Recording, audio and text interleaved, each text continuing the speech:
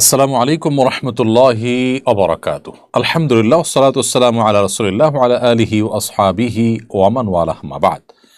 সুপ্রিয় দর্শক শ্রোতা ভাই বোন, দেশ কিংবা প্রবাস যে যেখান থেকে দেখছেন, আপনাদের সকলকে সাদর আমন্ত্রণ জানাচ্ছি আস-সুন্নাহ ফাউন্ডেশনের স্টুডিও থেকে। এমডি ইয়াসিন আপনি লিখেছেন, নামাজের মধ্যে গলার কপ খেয়ে ফেললে নামাজ আদায় হবে কিনা।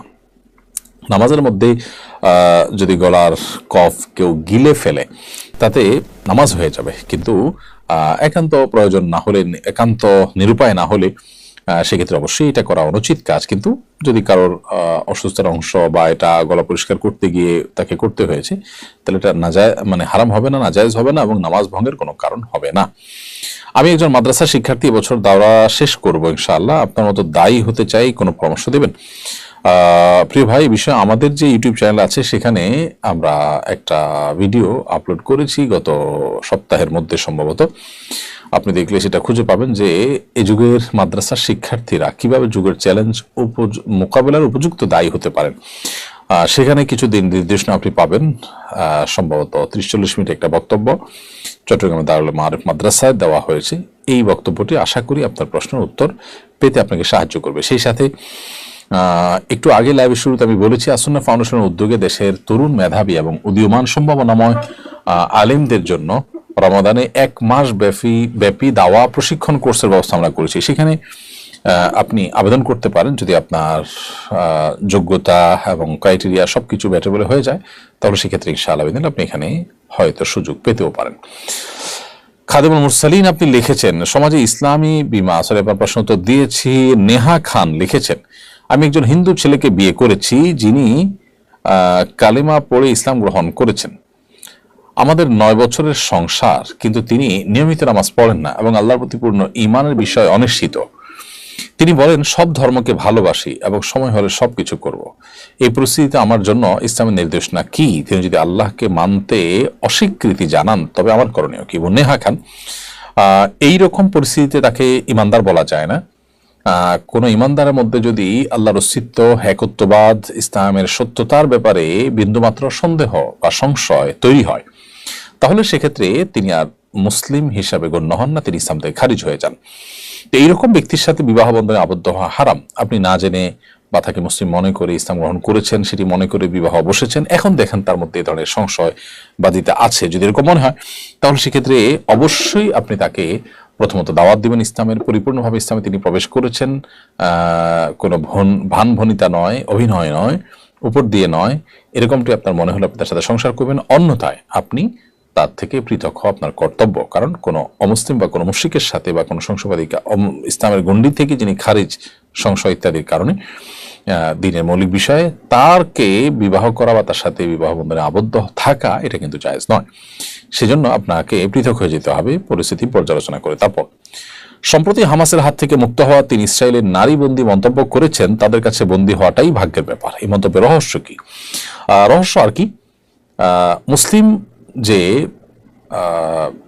যোদ্ধারা তাদের হাতে বন্দী হওয়ার পর তাদের আচার আচরণ, তাদের ম্যানার্স এবং ইসলামের দৃষ্টিকোণ থেকে, ইসলামের নির্দেশনার আলোকে বন্দিনীর সাথে যে সমস্ত আচরণ করার কথা, যে সমস্ত তাদের মানবাধিকারগুলোকে রক্ষা করার কথা, সেগুলো তারা যথাভাবে রক্ষা করেছেন। সেজন্য এই নারী বন্দীরা এই ধরনের আপনার উচ্ছ্বাসী প্রশংসা করেছেন এবং তারা বলেছেন যে হামাসের কাছে বন্দী হওয়াটা এটা ভাগ্যের ব্যাপার।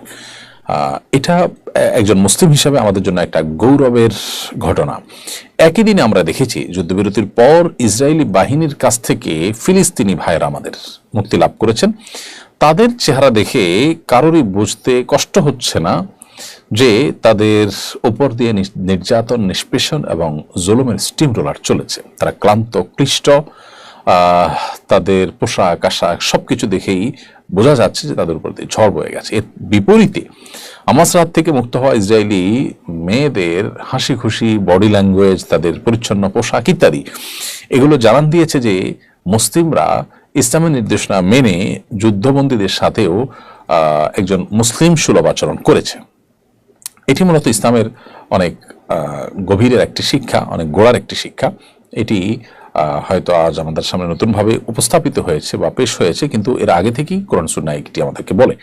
নবী করিম সাল্লাল্লাহু আলাইহি সাল্লাম সে ঐতিহাসিক ঘটনা, তার সুমামা ইবনে উসাল রাদিয়াল্লাহু তাআলা আনহু বন্দী ছিলেন, অমুসলিম ছিলেন, তাকে তিনি তার হাতের বাঁধনকে 3 দিন ভিজিট করতে গিয়েছেন তার সাথে, এবং তখন তার হাতের বাঁধনকে একটু নরম করে দিতে বলেছেন। সুমামা ইবনে উসাল সাল্লামকে কখনো হুমকি কখনো প্রলোভন দেখিয়েছেন, সবকিছু কেড়িয়ে নবী সাল্লাল্লাহু আলাইহি ওয়াসাল্লাম তাকে মুক্ত করে দিয়েছেন। তার এই উদারতা, তার এই আন্তরিকতা, হুমকি বা প্রলোভন সত্ত্বেও রাগারাগি না করে উল্টো বরং তার প্রতি সদয় হওয়া, এবং টাকার বিনিময়ে মুক্তি দেওয়ার সুযোগ থাকা সত্ত্বেও বিনা পয়সায় তাকে মুক্ত করে দেওয়া, এসব আচরণে নবী সাল্লাল্লাহু আলাইহি ওয়াসাল্লামের প্রতি ঈমান এনে তিনি ইসলাম গ্রহণ করেছেন। অতএব আমাদেরও ব্যক্তি জীবনে এই ধরনের বিষয়ের ক্ষেত্রে মানবিকতার চর্চা আমাদের মধ্যে থাকতে হবে। আমরা অনেকে আছি ইবাদত বন্দেগীতে আমরা যথেষ্ট ভালো করার চেষ্টা করি, কিন্তু মানবিক মূল্যবোধ, মানুষের অধিকার, মানুষের মৌলিক অধিকার, সেগুলোর ব্যাপারে আমরা সচেতন নই, অন্যের অধিকারকে আমরা খর্ব করি, নষ্ট করি। এই জায়গা থেকে আমরা আসলে সরে না আসলে কখনো আমরা ভালো মুসলিম হতে পারবো না। খালিদ মাহমুদ আপনি লিখেছেন, নিজের বন্ধুর সাথে বন্ধুত্ব সম্পর্ক শেষ করে দিলে কি গুনাহ হবে? বন্ধু রক্ত সম্পর্কীয় কেউ না হলে, যেমন চাচাতো ভাই, রক্ত সম্পর্কে এরকম কেউ না হলে, তাহলে সেক্ষেত্রে সে বন্ধুর সাথে বন্ধুত্ব যদি কেউ ছিন্ন করে সেটি নাজায়েজ নয়। তবে অ্যাজ এ মুসলিম তার সাথে সম্পর্ক কাট আপ করে, তার সাথে কথাবার্তা বন্ধ করে 3 দিনে বেশি ইন্টেনশনালি তাকে বর্জন করে থাকলে সেটা জায়েজ না। নবী সাল্লাল্লাহু আলাইহি ওয়াসাল্লাম বলেছেন, লা ইয়াহিল্লু লিল মুসলিমিন আন ইয়াহজুরা আখাহু ফাওকা 3 আইয়াম আও লায়াল। কোনো ব্যক্তি তার মুসলিম ভাইকে 3 দিনের বেশি পরিত্যাগ করে, বর্জন করে থাকার অধিকার বা সুযোগ তার কিন্তু নেই। এই জন্য আমাদের যেটি কর্তব্য সেটি হলো নিজের বন্ধুর সাথে বন্ধুত্বের সম্পর্ক যথাসম্ভব বজায় রাখার চেষ্টা করতে হবে, যদি সে বন্ধুত্ব কোনো হারামের দিকে না নেয়। আর অন্যথায় কোনো কারণে যদি মনে হয় যে না, তার সংস্রব আমার জন্য ভালো নয়, আমি তাকে অ্যাভয়েড করতে চাচ্ছি, যেতে পারি এবং দূর হতে পারি, কোনো অসুবিধা নেই। তবে ইন্টেনশনালি শুধু কথাবার্তা যোগাযোগ পর্যন্ত বন্ধ করে দেওয়া এটা জায়েজ নাই। এমনি অ্যাভয়েড করলেন, আপনি অন্য পথে চললেন, আর যদি আপনার জন্য মধ্যে কল্যাণ নিহিত থাকে এই কাজের মধ্যে, তাহলে আপনি করতে পারেন। আর যদি আল্লাহর খাতিরে তাকে ত্যাগ করতে হয় তাহলে সেটা তো বরং প্রশংসনীয়। এরপরে কাইনাত জাহান আপনি লিখেছেন, আল্লাহর রহমতে আমি গর্ভবতী, ইনশাআল্লাহ 2-1 দিনের মধ্যে আমি উমরা পালন করতে মক্কা যাব। আমি উমরা করলে কি আমার অনাগত সন্তানের উমরা হয়ে যাবে, নাকি ওর জন্য আলাদা উমরা পালন করতে হবে?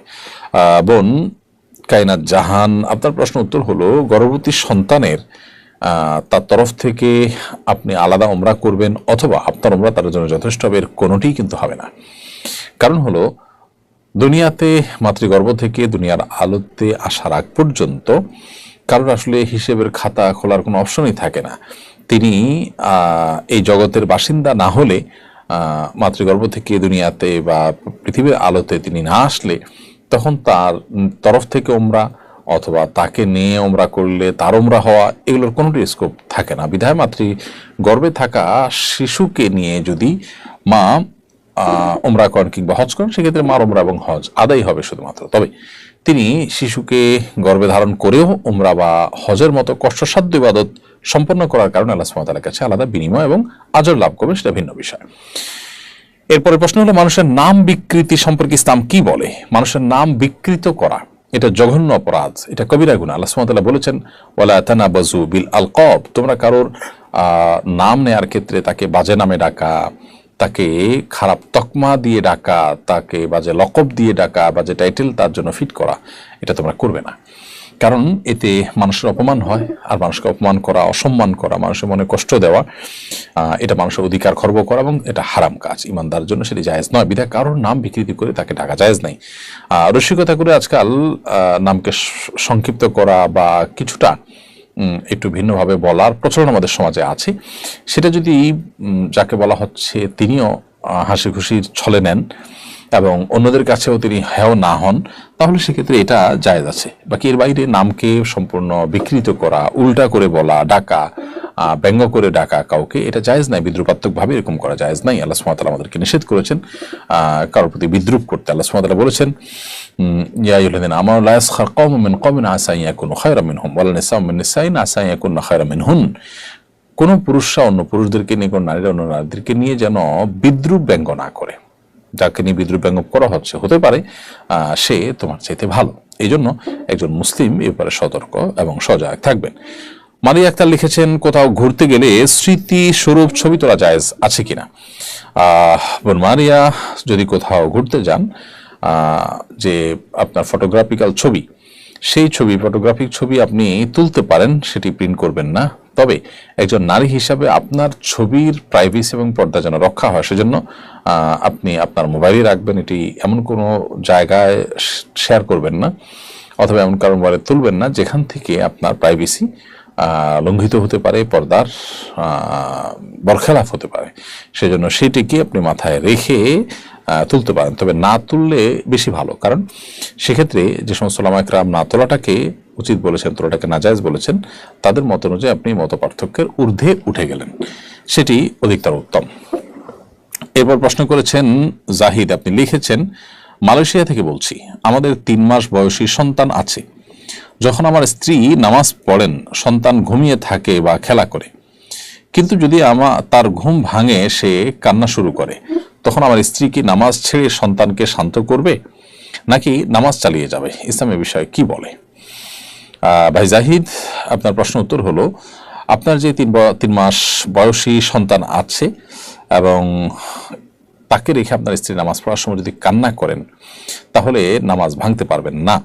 কারণ বাচ্চার কান্না তো এমন বিষয় না যেটা আসলে বাচ্চার বড় কোনো বিপদ ডেকে আনতে পারে, সেটা থেকে উদ্ধার করার জন্য তাকে নামাজ ভেঙে তাকে ধরতে হয়। হ্যাঁ, যদি এমন পরিস্থিতি হয় যে বাচ্চা কোনো বিপদে পড়তে যাচ্ছে এবং অন্য কেউ বাঁচাবার মতো নেই, তাহলে নামাজ পড়ে তাকে রক্ষা করবেন। কিন্তু এই যে কান্না থামানোর জন্য সান্ত্বনা দেওয়া ইত্যাদি, এগুলোর জন্য নামাজ ভাঙা কিন্তু জায়েজ নাই। চরমনায় পীর সাহেব সম্প্রতি স্কুলে ধর্মীয় শিক্ষক নিয়োগ বাধ্যতামূলক করার দাবি জানিয়েছেন। আপনি কি এই দাবির সঙ্গে একমত? শুধু একমত নই, আমি মনে করি এটা যুগান্তকারী একটি উদ্যোগ তিনি গ্রহণ করেছেন এবং এখানে অন্য সবার শতকণ্ঠে ঐক্যমত পোষণ করা দরকার। কারণ আমরা জানি যে আমাদের এদেশের অভিভাবকেরা, তারা তাদের প্রিয় সন্তান সন্ততিদের জন্য আলাদা হুজুর রেখে ধর্মীয় শিক্ষার ব্যবস্থা করেন। যে দেশে বেশিরভাগ মানুষ তাদের সন্তানদের ধর্মীয় শিক্ষা দিতে চান, এর জন্য আলাদা এফোর্ট, আলাদা পয়সা, আলাদা সময় তাদের ব্যয় করতে হয়। কেন সে দেশের শিক্ষা প্রতিষ্ঠান জনগণের সে আশা আকাঙ্ক্ষার প্রতিফলন তারা ঘটাবে না? তাহলে তো সেক্ষেত্রে জনগণের হাজারো লাখো কোটি ঘন্টা বেঁচে যায়, টাকা পয়সা বেঁচে যায়, এফোর্ট গুলো আলাদা করে দিতে হয় না। তাই আমি মনে করি যে যদি স্কুলে ধর্মীয় শিক্ষক নেওয়াটাকে বাধ্যতামূলক করা হয় এবং ধর্মীয় শিক্ষার মুসলমানদের জন্য, মুসলমান শিক্ষার্থীদের জন্য বাধ্যতামূলক করা হয়, তাহলে সেক্ষেত্রে এর মাধ্যমে জনগণের হাজারো লাখো কোটি আপনার যে ঘন্টা, সেগুলো বেঁচে যাবে এবং তাদের যে অর্থ ব্যয় হয় আলাদা করে এটার জন্য, সেটা বেঁচে যাবে। আমার মনে হয় এই দাবি পেশ করে চরমনায় পীর সাহেব খুবই যথার্থ একটি কাজ করেছেন, পরিপূর্ণভাবে আমরা তার সাথে সহমত পোষণ করছি। এরপরে লকডাউন ডেজ এআইডি থেকে আপনি লিখেছেন আমাদের ইউটিউব চ্যানেলে, মেয়েরা বোরকা নিকাব পরে বিসিএস, প্রশাসন, কর ইত্যাদি সরকারি চাকরি করতে পারবে কি না? যদি এমন কোনো পদ থাকে যেখানে আসলে পরপুরুষদের সাথে পর্দাহীনতার কোনো ব্যাপার নেই, একান্ত নিজস্ব বলেই কাজ করবেন এবং পর্দার মধ্যে থেকে কাজ করবেন, এরকম যদি হয়, তাহলে সেক্ষেত্রে সেই সেক্টরে তিনি কাজ করতে পারেন দ্বীনের খেদমতের স্বার্থে এবং উদ্দেশ্যে। কিন্তু শরিয়ার যে মৌলিক শর্তগুলো আছে সেক্ষেত্রে সেগুলো প্রযোজ্য হবে। আর যদি সেই পর্যায়ে না হয়, তাহলে সেক্ষেত্রে তার এ ধরনের চাকরিতে যাওয়া জায়েজ হবে না। বিশেষ করে যেখানে গিয়ে তিনি বোরকা, হিজাব, নিকাব ছেড়ে দিবেন মনে হয়, তার দিনদারিতা কমে যাবে মনে হয়, তাহলে সেখানে তার কিন্তু ইনভলভ হওয়া জায়েজ নেই।